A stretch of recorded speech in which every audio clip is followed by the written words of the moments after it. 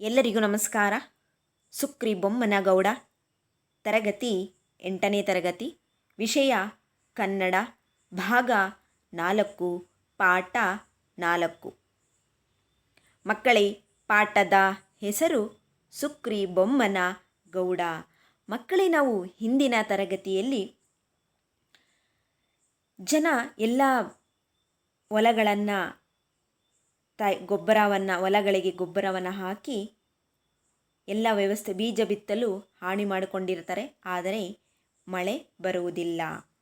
ಮಳೆ ಬಾರದೇ ಇದ್ದಾಗ ಹಾಲಕ್ಕಿ ಒಕ್ಕಲಗೀತಿಯರು ಒಂದು ಹಾಡನ್ನು ಹಾಡ್ತಾರೆ. ಅದು ಯಾವ ರೀತಿ ಇರುತ್ತೆ ಅಂತೇಳಿದ್ರೆ ಅದನ್ನು ನಾವು ತಾರ್ಲೆ ಕುಣಿತ ಅಂತ ಕರಿತೀವಿ. ಮಳೆ ಬಾರದಿದ್ದಾಗ ಹಾಲಕ್ಕಿ ಒಕ್ಕಲಗೀತಿಯರು ಮಳೆಗಾಗಿ ಪ್ರಾರ್ಥಿಸುವ ಒಂದು ವಿಶಿಷ್ಟ ನರ್ತನವನ್ನು ನಾವು ತಾರ್ಲೆ ಕುಣಿತ ಅಂತ ಕರಿತೀವಿ. ಜೊತೆಗೆ ಇಂಥ ಹಾಡುಗಳನ್ನು ನಾವು ಜಾನಪದ ಹಾಡುಗಳು ಅಂತ ಕರಿತೀವಿ. ಜಾನಪದ ಹಾಡುಗಳಿಗೆ ಕೇಳುಗರಿರಲ್ಲ ಮತ್ತು ದಾಖಲಿಸುವವರು ಇರೋದಿಲ್ಲ. ಏಕೆಂದರೆ ಇಡೀ ಜನ ಚಿತ್ರಣವೇ ಅದು ಒಳಗೊಂಡಿರುತ್ತೆ. ಅಲ್ಲಿಯವರೆಗೂ ಹಿಂದಿನ ತರಗತಿಯಲ್ಲಿ ನಾವು ನೋಡಿದ್ದೇವೆ. ಈಗ ಮುಂದಿನ ಭಾಗವನ್ನು ನೋಡೋಣ.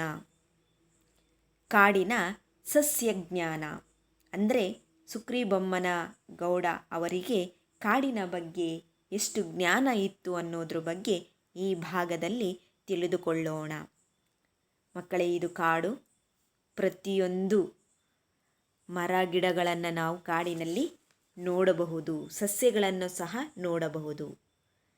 ಸುಕ್ರಿ ಪ್ರಾಣಿ ಪಕ್ಷಿ ಮುಂತಾದ ಚರಜೀವಿಗಳ ಸಸ್ಯಾದಿ ಹಚರ ಜೀವ ವೈವಿಧ್ಯದ ಜ್ಞಾನನಿಧಿ.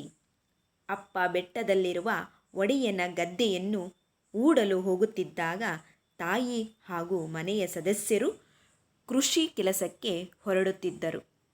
ಮಕ್ಕಳೇ, ಸುಕ್ರಿಯವರ ಜ್ಞಾನ ಹೇಗಿತ್ತು ಅಂತೇಳಿದ್ರೆ ಕಾಡಿನಲ್ಲಿರುವ ಪ್ರತಿಯೊಂದು ಪ್ರಾಣಿಯ ಹೆಸರು, ಪಕ್ಷಿ ಹೆಸರು ಮತ್ತು ಅಲ್ಲಿ ಚರಜೀವಿಗಳ ಸಸ್ಯಾದಿಗಳ ಎಲ್ಲ ಒಂದು ಹಚರ ಜೀವ ವೈವಿಧ್ಯದ ಜ್ಞಾನ ಸುಕ್ರಿಯವರಿಗೆ ಇತ್ತು.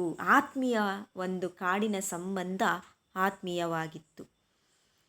ಅಪ್ಪ ಅಂದರೆ ಸುಕ್ರಿಯವರ ತಂದೆ ಬೆಟ್ಟದಲ್ಲಿರುವ ಒಡೆಯನ ಗದ್ದೆಯನ್ನು ಊಡಲು ಹೋಗುತ್ತಿದ್ದಾಗ ತಾಯಿ ಹಾಗೂ ಮನೆಯ ಸದಸ್ಯರು ಕೃಷಿ ಕೆಲಸಕ್ಕೆ ಹೊರಡುತ್ತಿದ್ದರು. ಬೆಟ್ಟದ ತುದಿಯಲ್ಲಿ ಒಡೆಯನ ಗದ್ದೆ ಇರುತ್ತೆ. ಒಡೆಯ ಅಂತ ಹೇಳಿದ್ರೆ ಆ ಊರಿನ ಮುಖ್ಯಸ್ಥ ಅಂತ. ಗದ್ದೆಯನ್ನು ಉಳುಮೆ ಮಾಡಲು ಹೋಗುತ್ತಿದ್ದಾಗ ಸುಕ್ರಿಯ ಮನೆಯವರು, ತಾಯಿ ಮತ್ತು ಅಕ್ಕ, ಅಣ್ಣಂದ್ರು ಎಲ್ಲರೂ ಸಹ ಕೃಷಿ ಕೆಲಸಕ್ಕೆ ಅವರೂ ಸಹ ಹೋಗುತ್ತಿದ್ದರು. ಸುಕ್ರಿ ತನ್ನ ಸುಮಾರು 10ನೆಯ ವರ್ಷಕ್ಕೆ ಇವರ ಜೊತೆಗೆ ಕೃಷಿ ಕೆಲಸಕ್ಕೆ ಹೋಗುತ್ತಿದ್ದರು.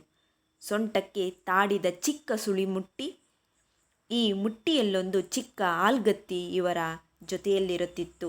ಮಕ್ಕಳೇ, ಆಕೆ ಸುಮಾರು 10ನೇ ವಯಸ್ಸಿಗೆ ಕೃಷಿ ಕೆಲಸಕ್ಕೆ ತನ್ನ ತಾಯಿಯ ಜೊತೆಯಲ್ಲಿ ಹೋಗ್ತಾ ಇದ್ಲು. ಹೋಗುವಂತಹ ಸಂದರ್ಭದಲ್ಲಿ, ಏಕೆಂದರೆ ಇವರು ಕಾಡಿನ ಅಕ್ಕಪಕ್ಕ ಕಾಡಿನ ಮಧ್ಯದಲ್ಲಿ ಇದ್ದಂತಹ ಜನ ಆಗಿರೋದ್ರಿಂದ ಒಂದು ಕಡೆಯಿಂದ ಹೋಗಬೇಕಾದ್ರೆ ಕಾಡಿನಲ್ಲೇ ಹೋಗಬೇಕಾಗಿತ್ತು. ಆದ್ದರಿಂದ ಅವರ ರಕ್ಷಣೆಗಾಗಿ ಅವರ ಒಂದು ಆಯುಧವನ್ನು ಇಟ್ಕೊಳ್ತಾ ಇದ್ರು. ಅದು ಯಾವುದು ಅಂದರೆ ತಾಡಿದ ಚಿಕ್ಕ ಸುಳಿಮುಟ್ಟಿ. ಏನು ಇದು ಸುಳಿಮುಟ್ಟಿ ಅಂತ ಹೇಳಿದ್ರೆ ಮಕ್ಕಳೇ, ಒಂದು ಕತ್ತಿಯ ಆಕಾರದಲ್ಲಿರುವಂಥದ್ದು ಒಂದು ಆಲ್ಗತ್ತಿಯ ಇವರ ಜೊತೆಯಲ್ಲಿ. ಆಲ್ಗತ್ತಿ ಅಂತ ಹೇಳಿದ್ರೆ ಹಲ್ಲುಗಳಿಂದ ಮಾಡಿರುವಂತಹ ಕತ್ತಿ. ಅಂತಹ ಕತ್ತಿ ಪ್ರತಿಯೊಬ್ಬರ ಒಂದು ಸೊಂಟದಲ್ಲೂ ಇಟ್ಕೊಳ್ತಾ ಇದ್ರು. ಯಾಕೆಂದರೆ ಕಾಡಿನಲ್ಲಿರುವುದರಿಂದ ಒಂದು ಪ್ರಾಣಿಗಳ ಒಂದು ಹಾವಳಿ ಇರಬಹುದು, ಅವುಗಳಿಂದ ರಕ್ಷಣೆಗೋಸ್ಕರ ಈ ಕತ್ತಿಯನ್ನು ಇಟ್ಕೊಳ್ತಾ ಇದ್ರು. ನೋಡಿ, ಇದೇ ಥರನೇ. ಆದರೆ ನಾವು ಈ ಚಾಕುಗಳನ್ನೆಲ್ಲ ನಾವು ನೋಡಿದ್ದೀವಿ. ಆದರೆ ಅವರಲ್ಲಿದ್ದಂಥ ಹಲ್ಲುಗಳಿಂದ ಮಾಡಿದಂತಹ ಕತ್ತಿ. ಬೆಟ್ಟದಲ್ಲಿ ನಡೆಯುವಾಗ ಹಾದಿಯ ಇಕ್ಕೆಲಗಳಲ್ಲಿ ಮರಗಿಡಗಳು ಇವರಿಗೆ ಆಪ್ತವಾದವು. ಮಕ್ಕಳೇ, ಬೆಟ್ಟದ ಸಾಲಿನಲ್ಲಿ ನಡೆಯಬೇಕಾದ್ರೆ ಪ್ರತಿಯೊಂದು ಮರದ ಒಂದು ಪರಿಚಯವೂ ಸಹ ಇವರಿಗಿತ್ತು. ಅಕ್ಕಪಕ್ಕ ಮರಗಳಲ್ಲಿಯೂ ಮರಗಿಡಗಳು ಇವೇ. ಮರಗಿಡಗಳೇ ಸುಕ್ರಿಯವ ಆಪ್ತ ಮಿತ್ರರು ಅಂತ ಹೇಳಿದ್ರೆ ತಪ್ಪಾಗಲಾರದು. ಎಂತೆಂತಹ ಮರಗಳನ್ನು ನೋಡಬಹುದು ಅಂದರೆ ಚಿರಕಲ, ಆಲ್ಚೆರಿ, ಪೇಪೆ, ಸಗಡೆ, ಅಪ್ಸ್ಗಡೆ, ಕಂಚುಮಾಲೆ, ಏಕನಾಯಕ, ಅಡಕೋಳಿ ಮುಂತಾದ ಸೊಪ್ಪುಗಳ ಜ್ಞಾನ ಇವರಿಗಾಯಿತು. ಮಕ್ಕಳೇ, ಇವೆಲ್ಲವೂ ಸೊಪ್ಪುಗಳ ಹೆಸರು. ಯಾವ್ಯಾವ ಸೊಪ್ಪುಗಳು ಮತ್ತು ಮರಗಳು ಅಷ್ಟೇ, ಎಲ್ಲ ಮರಗಳ ಪರಿಚಯ ಇವರಿಗಿತ್ತು. ಆದರೆ ಸೊಪ್ಪುಗಳಂದರೆ ಚಿರಕಲ ಸೊಪ್ಪು, ಆಳ್ಚೇರಿ ಸೊಪ್ಪು, ಪೇಪೆ ಸೊಪ್ಪು, ಸಗಡೆ ಸೊಪ್ಪು, ಅಪ್ಸಗಡೆ ಸೊಪ್ಪು, ಕಂಚುಮಾಲೆ ಸೊಪ್ಪು, ಏಕನಾಯಕ ಸೊಪ್ಪು, ಅಡಕೋಳಿ ಇವೆಲ್ಲವೂ ಸಹ ಈ ಎಲ್ಲ ಸೊಪ್ಪುಗಳ ಜ್ಞಾನ ಇವರಿಗೆ ಇತ್ತು. ದೊಡ್ಡವರಾದ ಮೇಲೆ ಸೌದೆ ತರುವ ಕೆಲಸದಲ್ಲಿ ತಮ್ಮನ್ನು ತೊಡಗಿಸಿಕೊಂಡರು. ಆಗ ಮರಮುಟ್ಟುಗಳ ಇನ್ನಷ್ಟು ಜ್ಞಾನ ಇವರ ಮಡಿಲು ತುಂಬಿದವು. ಸುಕ್ರಿಯವರು ದೊಡ್ಡವರಾದ ಮೇಲೆ ಅವರ ಸೌದೆ ತರುವಂತಹ ಕೆಲಸ, ಇವರ ಒಂದು ಜೀವನ ಸಾಗಿಸೋಕ್ಕೆ ಸೌದೆಯನ್ನು ತರ್ತಾಯಿದ್ರು. ಮತ್ತು ಆಗ ಪ್ರತಿಯೊಂದು ಮರದ ಪರಿಚಯ ಇವರಿಗಿರುತ್ತೆ.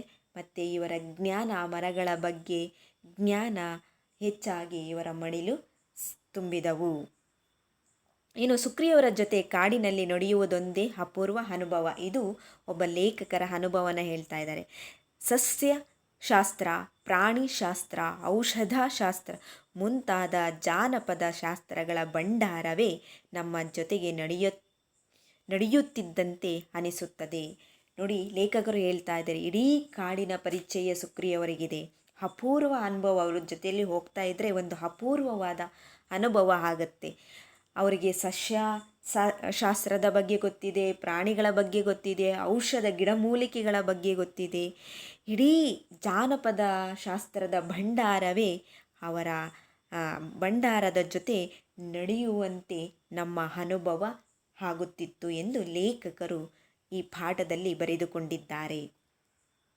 ನೋಡಿ ಮಕ್ಕಳೇ, ಇದೇ ಪ್ರತಿಯೊಂದು ಗಿಡಗಳ, ಮರಗಳ ಪರಿಚಯವೂ ಸಹ ಸುಕ್ರಿ ಬೊಮ್ಮನಗೌಡರಿಗೆ ಚಿರಪರಿಚಿತ. ಇನ್ನು ಸ್ವಂತ ವಾಕ್ಯವನ್ನು ನೋಡೋಣ. ಜ್ಞಾನಕ್ಕೆ ನಾವು ಸ್ವಂತ ವಾಕ್ಯ ಹೇಗೆ ಬರೆಯುವುದಂದರೆ, ನಾವು ಹೆಚ್ಚು ಓದುವುದರಿಂದ ಹೆಚ್ಚು ಜ್ಞಾನ ಪಡೆಯುತ್ತೇವೆ. ನಾವು ಯಾವುದೇ ಒಂದು ಕೆಲಸವನ್ನು ಮಾಡಬೇಕಾದರೆ ಯಾವುದರಲ್ಲಿ ಹೆಚ್ಚು ಅದರ ಕಡೆ ಗಮನವನ್ನು ಇಟ್ಟಾಗ ಅದು ಸುಲಭವಾಗುತ್ತದೆ.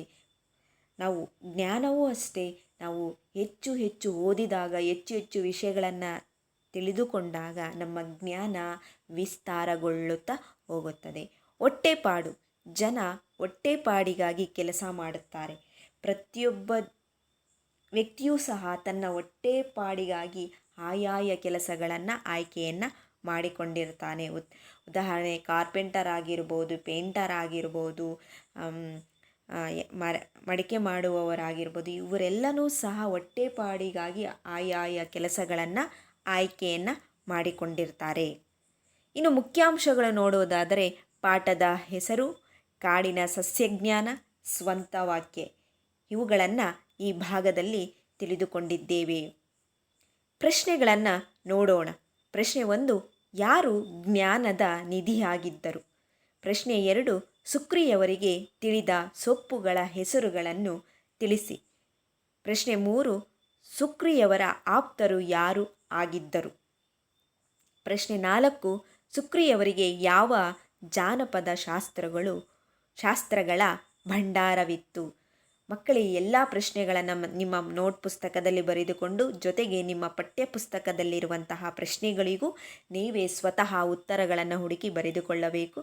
ಎಲ್ಲರಿಗೂ ಧನ್ಯವಾದಗಳು.